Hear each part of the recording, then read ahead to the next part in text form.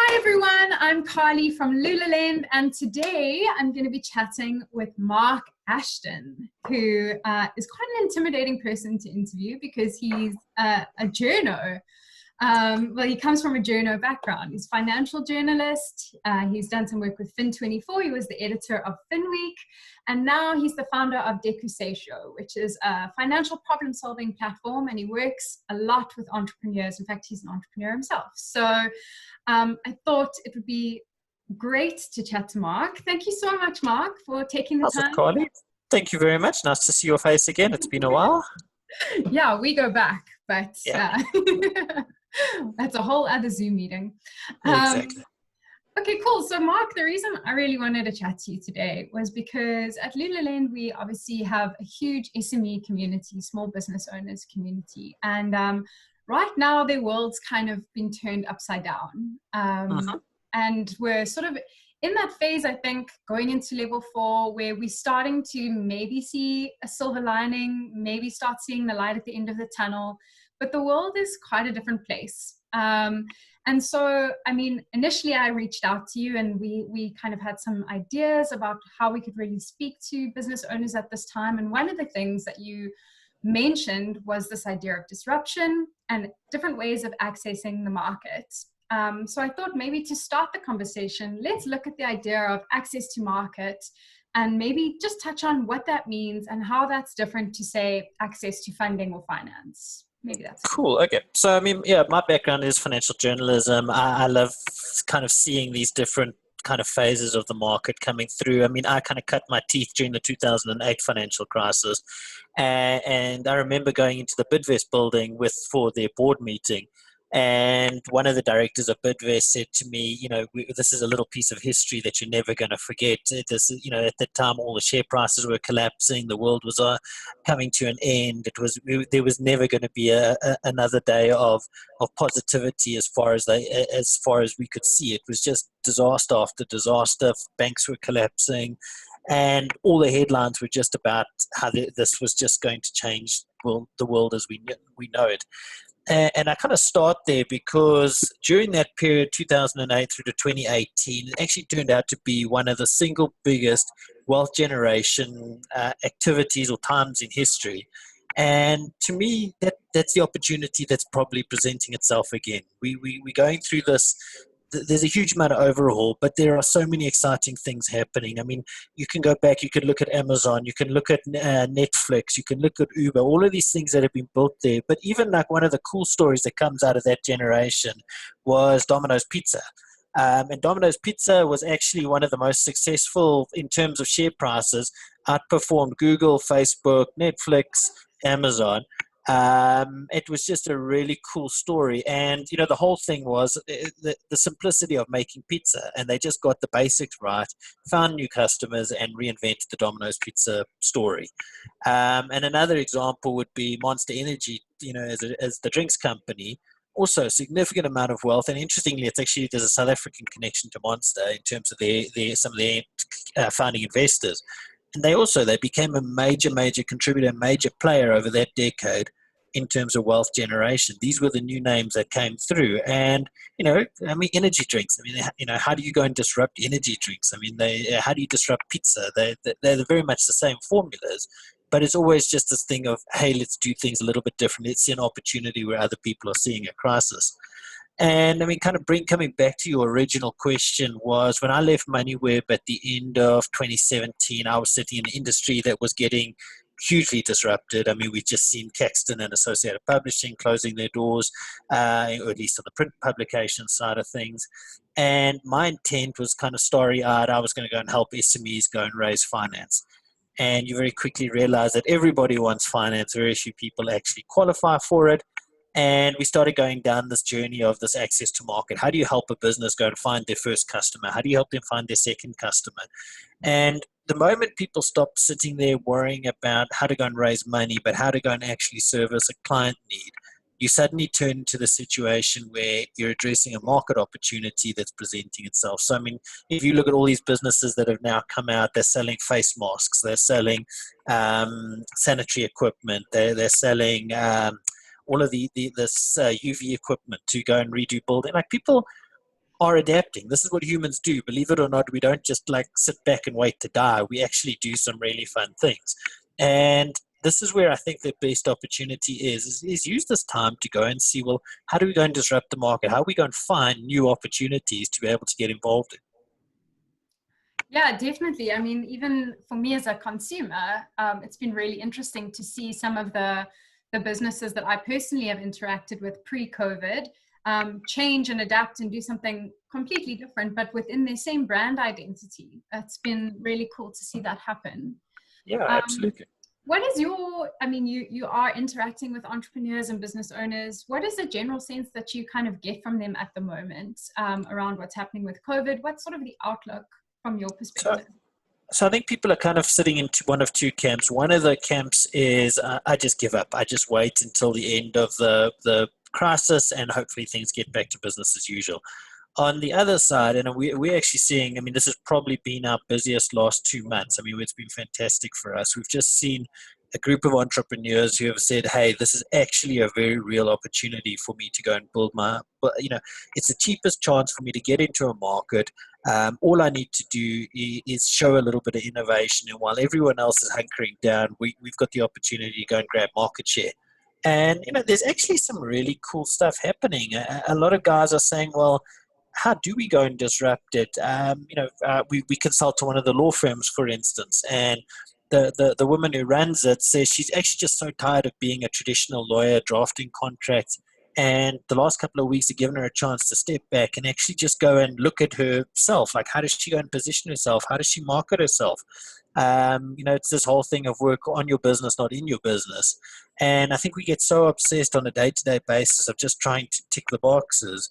And this time to actually slow down a little bit is actually giving a lot of people a chance to say, hey, like, what am I good at and what are my opportunities? So would you say that I mean, that's the opinion of quite a few people I've spoken to is, from an accounting point of view, we chatted to go-getters, they do online accounting stuff for small businesses. They also said, what a great time to look at your fundamentals and really dig deep into what it is that you do as a business and kind of look at your strategy.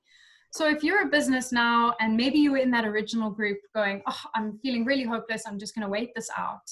If you wanted to turn that around now and go, okay, cool, I'm going to look for opportunities to disrupt. I'm going to really go and take a deep dive into what my business is about. Where would they start? What are some practical tips for them to kick that process off? So, I mean, this sounds like a really boring place to start, but I mean, you mentioned go-getters and the accounting and finance side, but, a lot of people just don't know what their business does on a day-to-day basis. We were talking to one of the electrician firms the other day, and the guy's got a stack of invoicing that he's got out, but he never looks at his financials. He never looks at it and says, Flip, I've got people who owe me from 3 or 4 months ago, and yet here I am pleading poverty because I can't pay, I've got no money in the bank.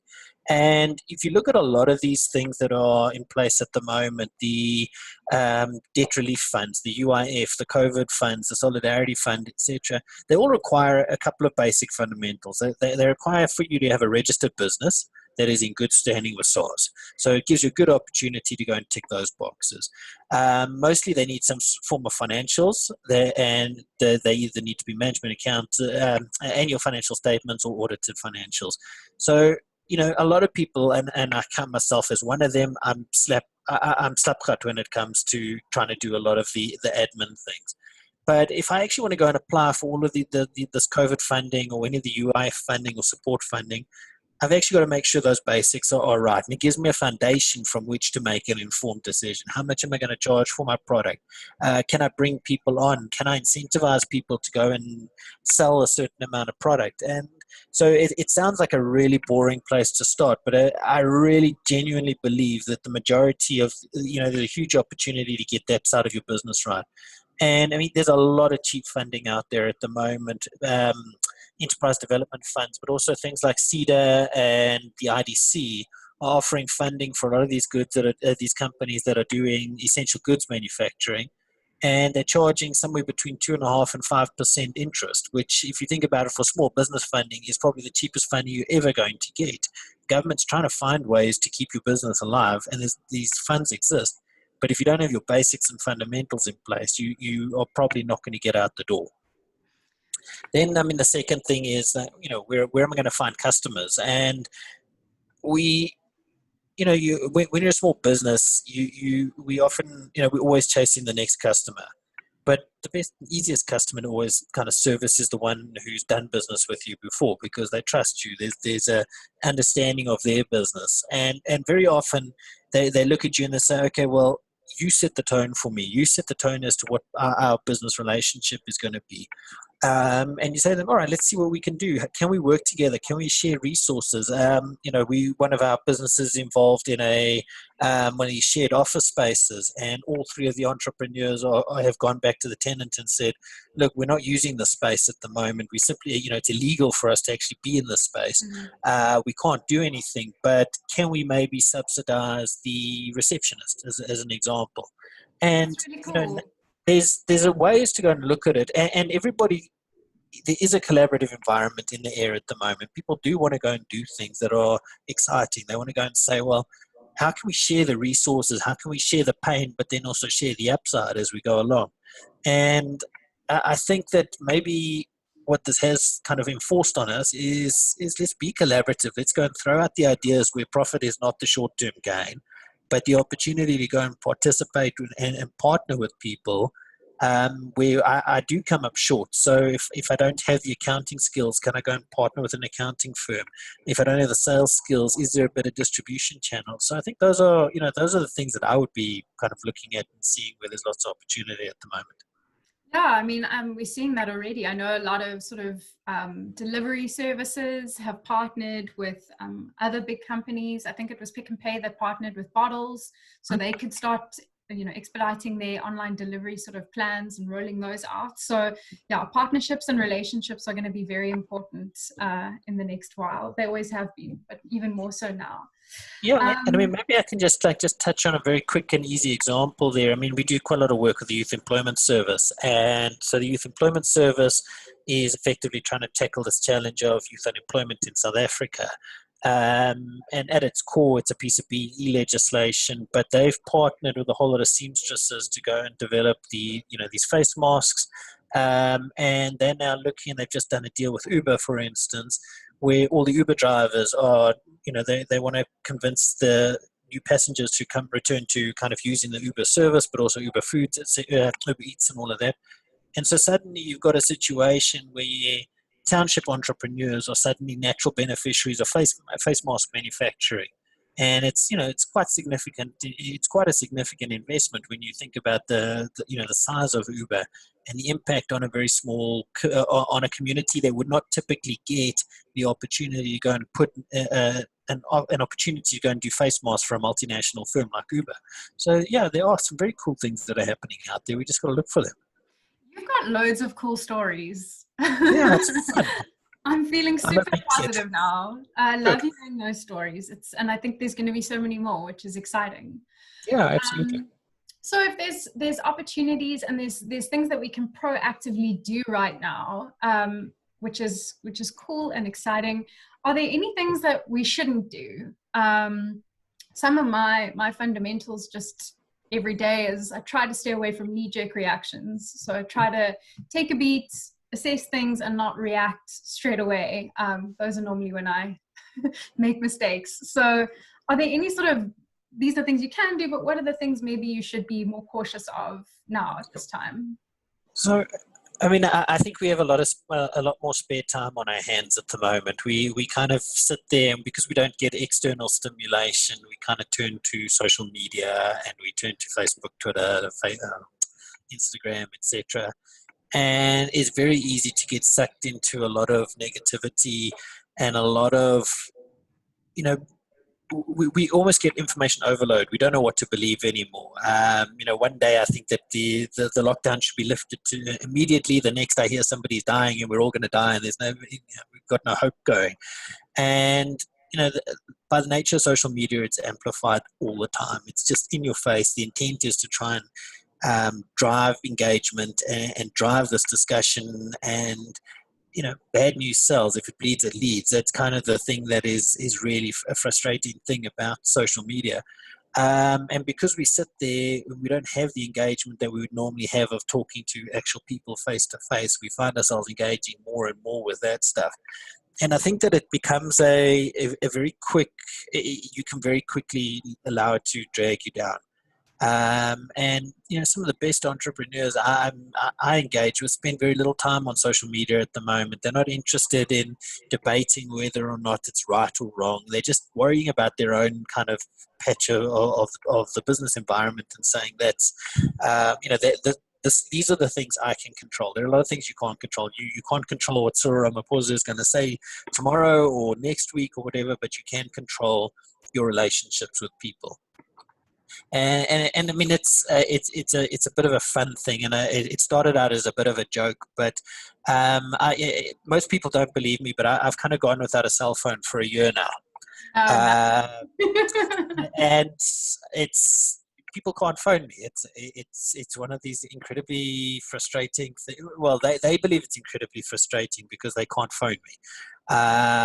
And I mean, like I can take WhatsApp and WhatsApp calls and whatever, but out and out, if I cannot, people cannot get hold of me unless I want them to get hold of me.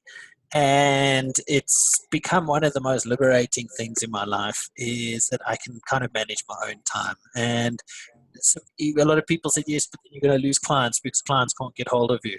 And I found exactly the opposite. People find that there's structure to it. It's not like a knee-jerk reaction to say, I have to get hold of Marc because if I don't get hold of him right now, I'm not going to be able to answer this query or whatever it is. And I think we start to take back our own time.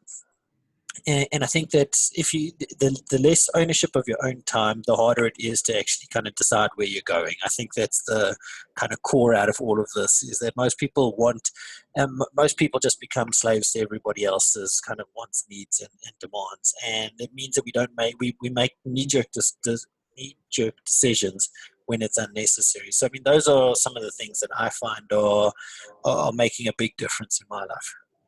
I think you need to do a TED talk or write a book on that subject alone, because I'm constantly, even now as we speak, my phone's next to me just in case there's something I need to do, and you're right, you're 100% right. But maybe it also speaks to just the nature of relationships and using this period of time to go and actually just talk to people. I mean, like you and I haven't chatted in 3 years, I don't think. And just the fact that face to face like this. Yeah.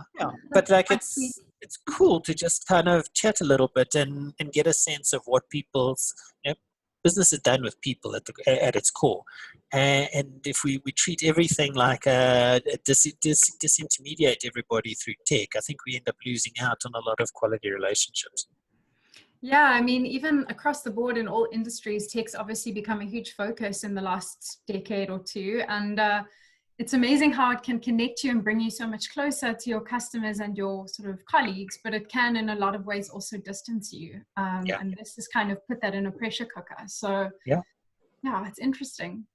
Well, we're on level 4 now. Do you have any sort of closing remarks or tips or thoughts on businesses who are now able to trade or, businesses who are not and we're stuck in level 4? Any sort of last words of wisdom from you, Marc? I think we're going to come out of this a lot quicker than a lot of people think. I look at the news flow that we've seen over the last couple of weeks. We've seen Comair going into business rescue. We've seen Associated Publishing. We've seen Caxton. We've seen SAA. I mean, like the list will just go on. And the reality is we can't carry on like this. I think there was a number from SARS yesterday. It said like 285 billion rand has been taken out of economic activity, has just disappeared. And the thing is, if we kind of try and quantify that on an individual by individual basis, we can't get out there, and we're just going to become overwhelmed by it. The reality is there are a lot of businesses doing some very cool things. And this is a chance to kind of reset ourselves. And, people live off other people's motivation and enthusiasm. I think too often we just, we become the sum total of everybody around us. And if everybody around us is negative and it's never going to work, then guess what? It's never going to work. So that would probably be my first thing. And then just a small thing that was off this Tim Ferriss thing I was watching this morning. But, he talks about prioritizing what are the major things that actually matter in your life and in terms of productivity. And he talks a little bit about just drawing up a list in the morning, just picking one thing on that entire list and saying, if I do this, one of those things on that list, if I do this today, what will make everything else easier? And I found that such a useful piece of advice. There was that talk from the Navy SEAL, Ed McCracken, I think his name is. And he talks about just getting up in the morning, and the one thing they're all taught to do is make their bed. And if you make your bed in the morning, you've achieved one thing. And even if your entire day is an absolute disaster, you come home to a made bed. So you've achieved a thing, and you come back to a made bed. And I think if you adopt a little bit of that approach, it goes a long way. Just from you can't control the rest of the world, but you can. These are these things that you can control, and if you do that, I think you're probably going to give yourself a lot of opportunity going forward. Well, I think that's plenty of positive energy for people to feed off of. I love it. Feel very inspired. Thank you so much for taking the time. And I think for anyone who's listening, Marc is part of our SA Small Businesses Unlocked community on Facebook. He's there. I'm on there. So if there's any questions after this that you want to ask, you'll be able to comment there. And yeah, thanks so much for chatting, Marc. Thanks, Carly.